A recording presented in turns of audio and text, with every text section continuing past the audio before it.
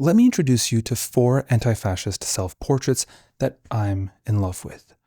The first one is titled Self-Portrait with the Police Commissioner Zorgabel, and it was made by John Heartfield. If you watch my videos, you know just how much I love John Heartfield and his anti-fascist propaganda. In his work, there's this perfect blend of both playfulness and irreverence, a characteristic of the movement he belonged to, Dadaism.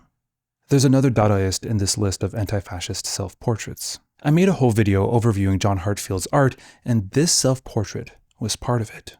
First, let's put it into context. We're in Berlin, and the year is 1929. May Day, Workers' Day, is cancelled by the police. Public gatherings are banned, and the police commissioner, Karl Zorgabel of the SPD, the Social Democratic Party of Germany, is intent on applying this stultifying law. Zorgabel wasn't a fascist, but he was what communists called Sozialfaschisten, or social fascist. Very quickly on the Sozialfaschisten, fascism was rising in Europe as a response to capitalist crises. Communists believed that people who wanted to save capitalism, including those who wanted to reform it, were actually saving the conditions that enabled fascism. And because the SPD was a party that proposed reform over revolution, they were enabling the conditions that would allow fascists to take power. They were therefore social fascists. Back to May Day 1929, the people still marched in the streets and witnessed a wave of police repression that resulted in 3 days of street fighting, 33 dead civilians, 200 injured, and over 1,000 taken into custody. The event is now known as Blood Mai, or Bloody May. The police were, as you may imagine, very harshly criticized for the events of Bloody May. John Heartfield decided to attack the head of the police, Zorgabel, in his self-portrait. Heartfield depicts himself decapitating the police commissioner with a pair of scissors. That's it. He just depicted himself killing Berlin's chief of police. Or at least that's what a surface analysis of the image would reveal. Heartfield isn't decapitating Zorgabel, he's cutting his image. Heartfield, like many other Dadaists, was a pioneer of political collages, so this is not just a photographic self-portrait. In this image, he's depicting himself doing a collage through a collage. It's the equivalent of an artist painting himself in a painting. But he's using the medium and its tools, the scissors, not only to depict himself, but to criticize Zorgabel. The scissors, as a physical weapon, are only a metaphor for the way Heartfield uses them as an artistic weapon. 8 years later, in 1937, Heartfield's friend, George Grosz, painted Remembering. This is a self-portrait of Grosz in Germany, but it was made 2 years before World War II. So what exactly is the scene which seems to anticipate the war? Remembering. Grosz had left Germany in 1932, escaping fascism to go to the United States. Ironic today, isn't it? In 1935, he visited back and was completely terrified by what he saw. He started making his apocalyptic landscapes. I could not explain exactly what was really troubling me, but after I had returned to the States, my paintings became prophetic. I was compelled by an inner warning to paint destruction and ruins. Some of my paintings I called apocalyptic landscapes, though that was quite some time before the real thing took place. Grosz had fought in World War I and would be sent to an asylum for a nervous breakdown, even being declared unfit to fight in 1917. The war had affected him deeply, and perhaps seeing the rise of fascism brought him back to those images that haunted him, and which would repeat themselves in Europe a couple of years later. Grosz is sitting amidst debris, with raging fire in the background.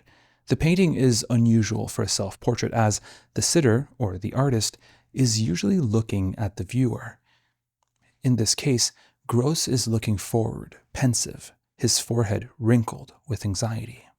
The same year, in 1937, the Degenerate Art Exhibition took place. Grosz was featured in this exhibition. The Degenerate Art Exhibition was a very popular show organized by the Nazis to discredit and ridicule modern artists. Fascists hate modern art. Modern art goes against order and purity, it's chaotic, it's often leftist, it's a break from tradition, it can't be used propagandistically, and fascists find it hard to understand. If modern art puts individual expression and experience at the forefront, often intellectualizing art, fascists prefer the conformity of art that respects classical aesthetic norms, which focus on the nation and its culture, rather than on the individual. But there was a clear focus on the fact that modern art couldn't be understood. It's a thing. Hitler was a failed artist, but he was particularly critical of modern art being ununderstandable. Is that a word? Unintelligible? Too hard to understand. Which brings us to our third anti-fascist self-portrait, which I'll put behind me. Hold on.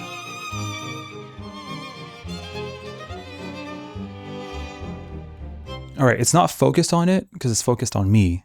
It's my show, I'm presenting, but you get the gist of it. Also, it's on top of my portrait under, because it'll come back with a different politician. You'll see who. Who's the secret politician? Our third anti-fascist self-portrait comes from a man who was featured 8 times in the Nazis' degenerate art exhibition. His name was Oskar Kokoschka. One of my first videos was made on his artwork, The Bride of the Wind, a painting I absolutely adore which features his love story with composer Alma Mahler.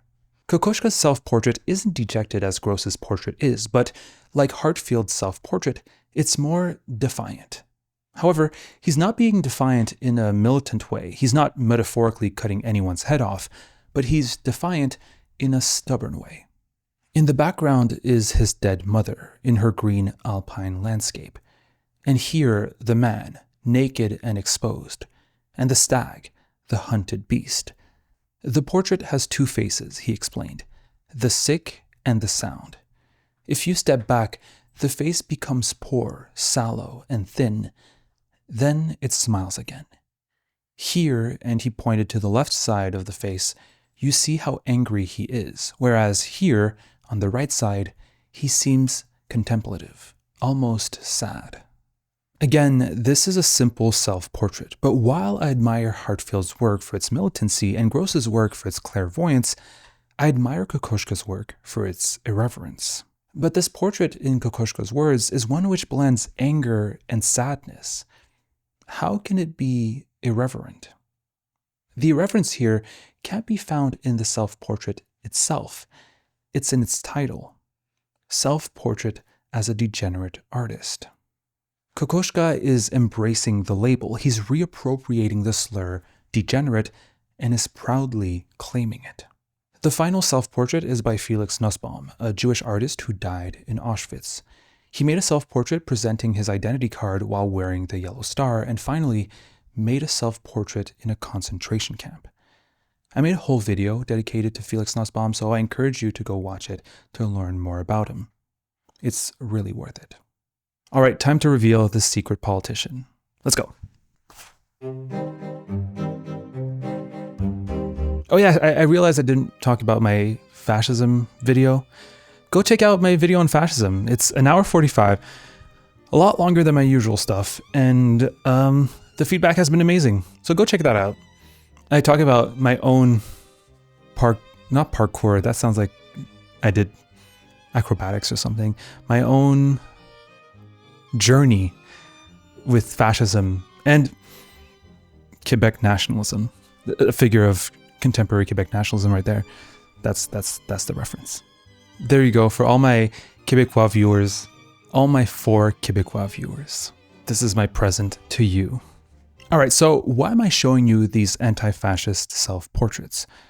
I think that self-portraits are particularly fascinating in giving us a glimpse in the relationship between an artist and the world they live in.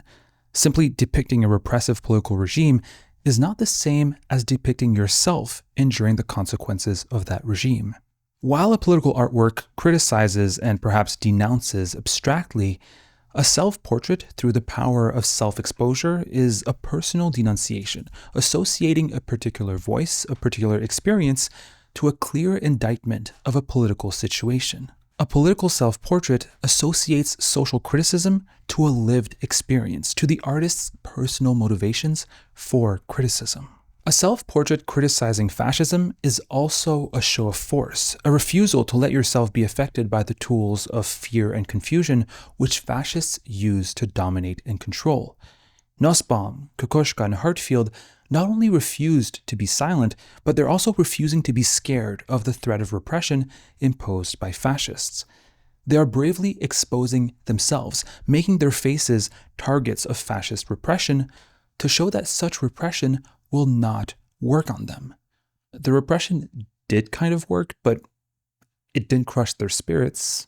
That's the important part.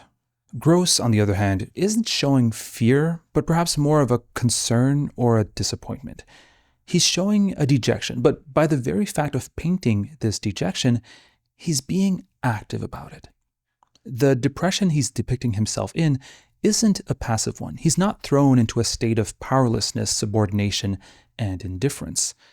Because he's painting himself saddened, he's denouncing fascism for its tactics of demoralization through violence. A truly powerless, subordinated, and indifferent artist would paint like Emil Nolde, a degenerate artist who the Nazis repressed, but who was also himself a card-carrying Nazi. Despite his ability to paint being limited, he made, under the Nazi regime, unpainted watercolor images. I made a whole video about that if you're interested. Grosz is showing the sadness of his exile and the apprehension of a self-destructive world. Nussbaum is perhaps the clearest in showing the effects of fascism on his life, from surveillance to extermination. Kokoschka denounces the label of degenerate artist by appropriating it in a confrontational way. And Heartfield, also confrontational, depicted himself beheading someone who, he believed, contributed to fascism's rise. And though we may categorize Kokoschka and Heartfield's work as being self-portraits of fighters through their confrontation, and Grosz and Nussbaum's works as being self-portraits of victims through their persecution, this would be too easy. Under fascism, every fighter becomes a victim, and every victim must become a fighter. These four artists were both. They all lived consequences of fascism. Grosz, Kokoschka, and Heartfield were pushed to exile, Heartfield being the Gestapo's fifth most wanted person. Nussbaum suffered the grimmest consequence of fascism. And while I work on my video on anti-fascism, which I promised I'd make in my latest video on fascism, I think it's important to remind ourselves that as fascists make more and more victims, they're also creating more and more people willing to resist them. And as fascists make the world an increasingly hostile place to live in, community building, creating, and living in itself becomes an act of resistance. Making a self-portrait is resistance. It may not be the most influential or important way of resisting, and it's definitely not a finality in itself, but I believe it's a good place to start. Thank you so much for watching. Thank you for liking and subscribing if you haven't already. Thank you to the patrons. Always super appreciated. I'll shout them out right now, the top tier ones. There's Rowan Brandel, X-Towns, Bone Meal, and Chrissy Chris. And all the ones who are scrolling right here. Oh, I should probably put myself in the middle so that all of them can be like this. This is the middle. I think that's about the middle. Yeah, I should go maybe more like here. This should be fine. All right. Yes, so thank you all. Thank you for the incredible support on my video on fascism. A lot longer than I thought it would be. But the comments have been really good. Really great. I was expecting it to be more of a shit show because, well, it's a video on fascism. But it wasn't. Perhaps people who'd be triggered by fascism won't click on a 2-hour video on fascism, or, and that's what I'm hoping for, they clicked on it to be triggered by it, right? And to write an angry comment in the comment section. But then they watched the video and they were like, huh, that's actually pretty good. We can dream, okay? We can dream. Anyway, leave an angry comment in the comment section right now.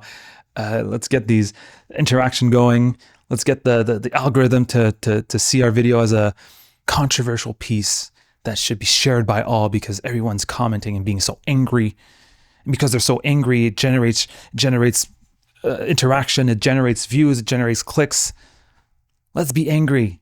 Let's feed the algorithm with our anger. Okay, no, thank you. There's been so much going on. I started at university, and I have a couple of classes which are fascinating and which are already sparking so many ideas for me to make videos on. It's been incredibly intellectually stimulating and creatively stimulating, and it's only been like 2 weeks. So I might go back to making a video every 2 weeks now. We'll see how it goes. We'll see how the scheduling works.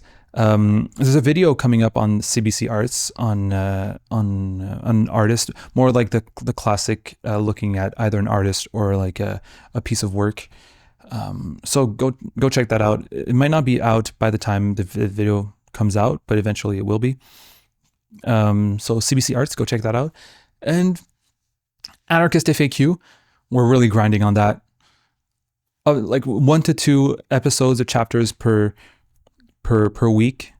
So go check that out. It's on Spotify. It's on iTunes, not iTunes, Apple Podcast. Is iTunes still a thing? I don't even know. Probably SoundCloud.